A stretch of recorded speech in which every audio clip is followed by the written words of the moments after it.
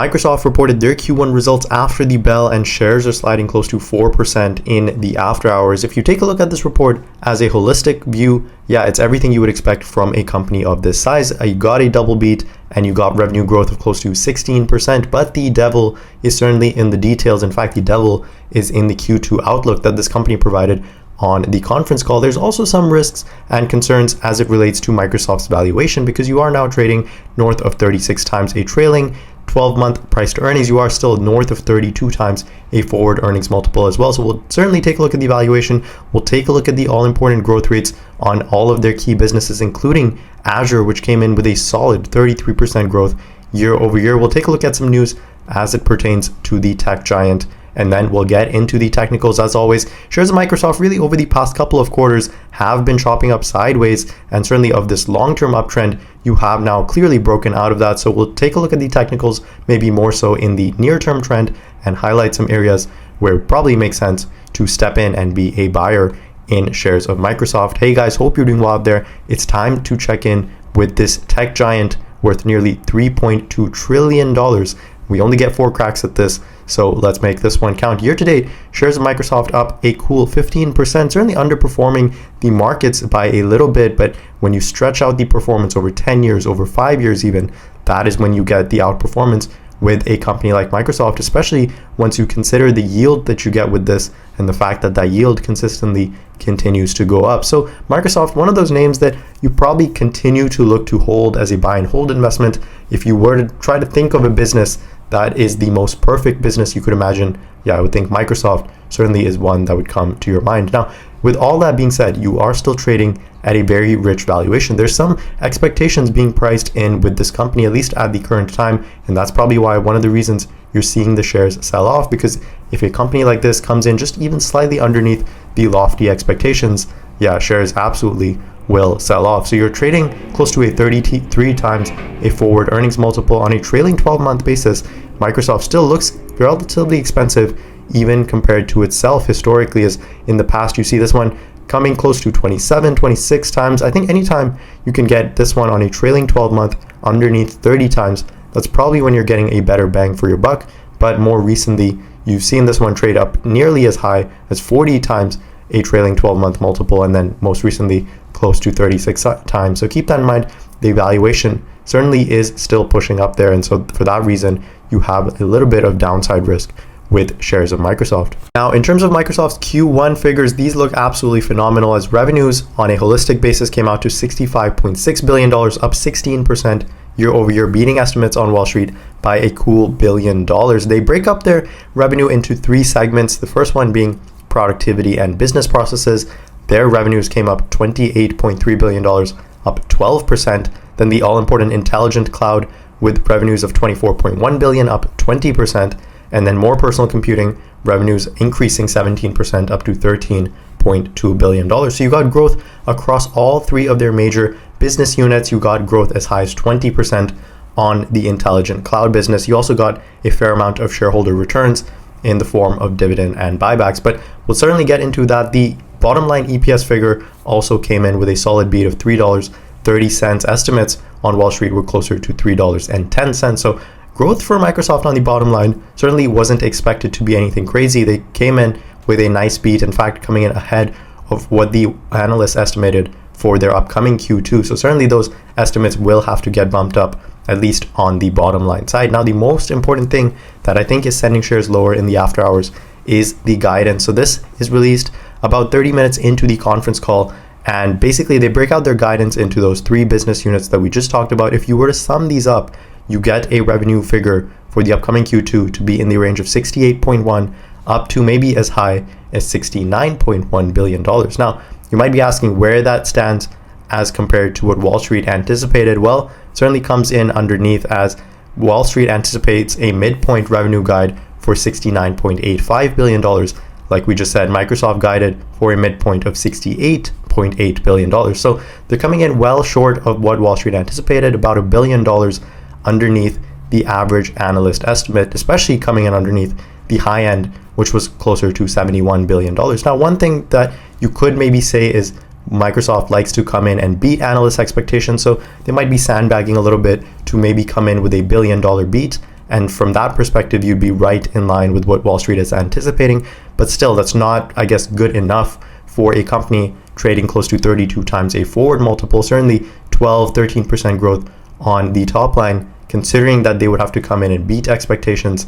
Yeah, certainly probably not good enough for the valuation that you're also putting on the stock. So apart from this outlook that comes in a bit lighter, I think everything else from this Q1 print looks quite solid, and especially what looks solid is the growth on the Azure and cloud services, as growth on that business came in at 33% year over year. That is a staggering figure. In fact, that's higher than the average estimate on Wall Street, which I believe was closer to 29% on that Azure side. Now, keep in mind, a lot of this growth is driven by AI demand, and so some of that is certainly internal at Microsoft. A lot of that is probably still external, but I think even outside of that AI demand, growth over at the Azure business certainly is strong. And we got a little bit of read-through in this yesterday when we took at Google's results, because the Google Cloud business certainly was growing extremely strong and far more profitable. I think it's also painting a good sign for the upcoming release that we'll get tomorrow, which is of Amazon. Certainly AWS growth will be under a magnifying glass, and if this is any sign that AWS will do well,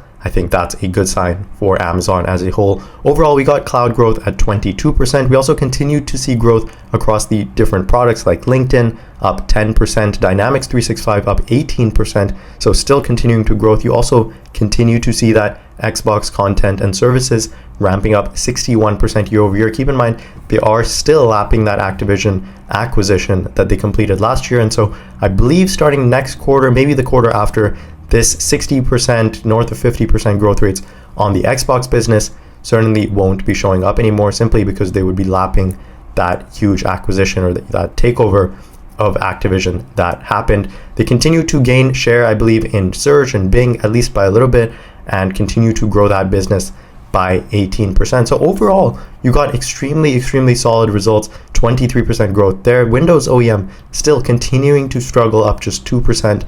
We also got some of that read-through in AMD's results yesterday, as the PC and the gaming business continues to struggle, and so some of that also driving Windows OEM only up 2%. But overall, I think a phenomenal quarter from Microsoft, from all of their business units. Now, last month we got the news that Microsoft upping their dividend by roughly 10.7%, also authorizing a new $60 billion buyback for the upcoming fiscal year. So certainly that is good to see for shareholders. You continue to get a yield of nearly 0.7% on this, and that's one of the reasons why you continue to hold a premium name like Microsoft, because you get shareholder friendly things like a dividend, also like a buyback, which we'll see they continue to execute on in this most recent quarter. Now, OpenAI partnering with Broadcom to build their next set of AI chips. The first reason I'm bringing this up on the Microsoft segment, simply because OpenAI is, of course, backed by Microsoft based on those server credits. We actually got a figure that OpenAI has received a nearly $13 billion investment from Microsoft, and so that being disclosed in the most recent SEC filings. And certainly OpenAI looking to build out those chips with the help of Broadcom, also using TSM's manufacturing facilities to power their next set of AI applications, and those are expected to begin producing in 2026. Now, my guess is the reason OpenAI is doing this simply because they're unable to receive the chips in time that they need from a company like NVIDIA, to a lesser extent from a company like AMD. But certainly NVIDIA's Blackwell GPUs have such high demand that OpenAI is probably maybe third or fourth in line to receive those. And so in the meantime, they're trying to look at ways where they can manufacture their own chips, similar to how Google is manufacturing their own TPUs, also with the help of Broadcom. Certainly this is bullish for not just Broadcom and TSM, also probably proves to be bullish for NVIDIA, considering their demand is probably through the roof, continuing to be through the roof for the next foreseeable future.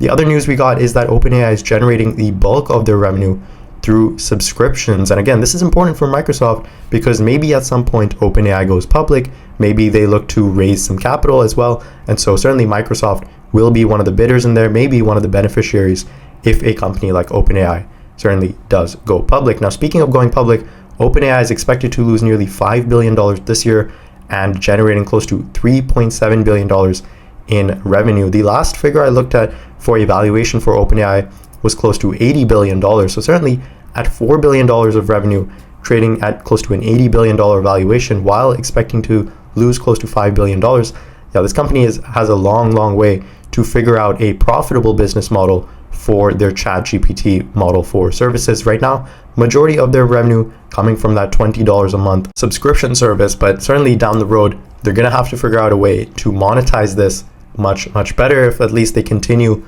to hope that eventually they'll continue to raise capital and maybe eventually go public in some time down the road. Now, apart from all of those news, I think the Q1 results from Microsoft speak for themselves as this company continues to just chug right along and stay very consistent, very profitable as well. We got that $65 billion of top line revenue. You love this company for their gross margins, with gross margin close to $45 billion. So you see, off of $65.5 billion in total revenue, your cost of revenues are only $20 billion, leading you to nearly $45 billion of gross margin, up close to $5.5 billion compared to last year. So this company continues to scale out extremely nice. And then on top of that, your operating expenses staying relatively in line, R&D ticking up just about $1 billion, sales and marketing staying almost flat actually year over year, and then G&A also ticking up just very so slightly. And so operating income of close to $30.5 billion. You're looking at operating margins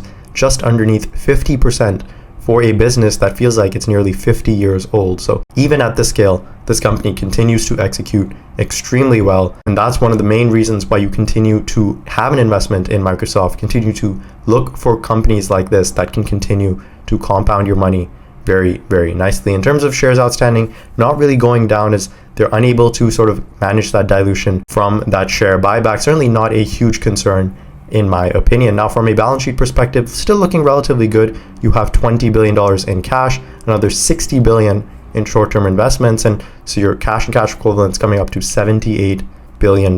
You still have a fair amount of long-term debt to the tune of nearly $43 billion. Keep in mind, a lot of that was picked up to complete that takeover of Activision. And so over time, I expect this company to fully look to pay down a lot of that long-term debt, certainly as that Activision deal comes to fruition and really becomes more cash flow beneficial. Now, speaking of cash flows, we come down to the operating cash flows of $34 billion.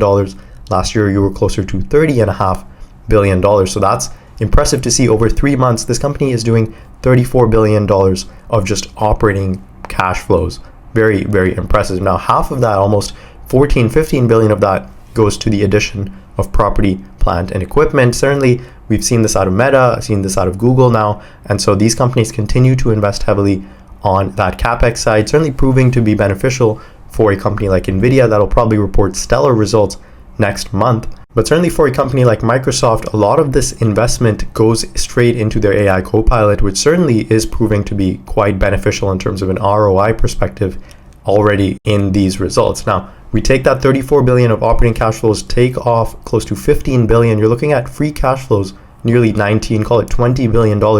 That compares roughly similar to last year, as you had 30.5 billion in operating cash flows and close to 10 billion in Capex spend. So their free cash flow year over year actually not growing all that much, because all of their additional operating cash flows they are looking to invest into Capex dollars. So from that perspective, slightly unfavorable, because this company isn't really growing their free cash flow year over year simply because their Capex continues to grow. But nothing to be overly concerned about, because they still continue to do that buyback with that excess free cash flow. They also continue to pay and raise that dividend anytime they can. So from that perspective, I think the financials look relatively well. I think your free cash flow not really increasing year over year is one point of concern, but the main point of concern you have with shares of Microsoft at this point is simply the valuation, because the financials look pretty much as you would expect for this company. Now, from the technical perspective, you were in that long 2.5 year uptrend, which more recently has been broken down. So I'll clean up some of these lines to make it easier to see. In the most recent near term, you are sort of making a wedging pattern of higher lows and followed by lower highs. So certainly coming into this print, you were trading near the top end of that wedge. Now you've broken down close to 4%, trading close to the bottom end of that wedge. So you certainly have a decision day coming up near the end of this week, as shares of Microsoft might look to bounce around. If they break down further, I think your first opportunity or first level of support really is right here at $400 a share. From a psychological perspective, also probably a point where this company might find some support. But I think the main level where, if you are looking to step into shares of Microsoft, is probably sub $400 in this green box, down to call it 350, 360s. That's probably a level where you want to look to accumulate shares of this one if it comes down to that level. If not, I think $400 a share is probably the first point where you can look to nibble into a position in shares of Microsoft. Certainly no reason to come in here and sell this one, because this print was everything you would expect. You're also continuing to see that dividend being raised.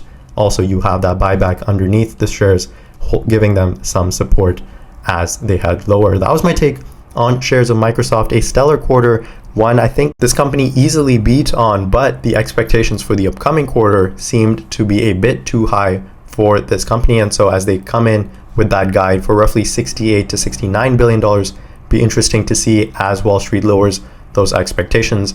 Do they also lower their price targets for this company? I think long term, you are still looking at this company to continue to grow, eventually get to a $4 trillion, if not $5 trillion market cap. And so for that reason, I think it's still a very much a buy and hold investment for me. Let me know your thoughts on this one in the comment section below. As always, thanks so much for listening, and I'll catch you guys in the next video.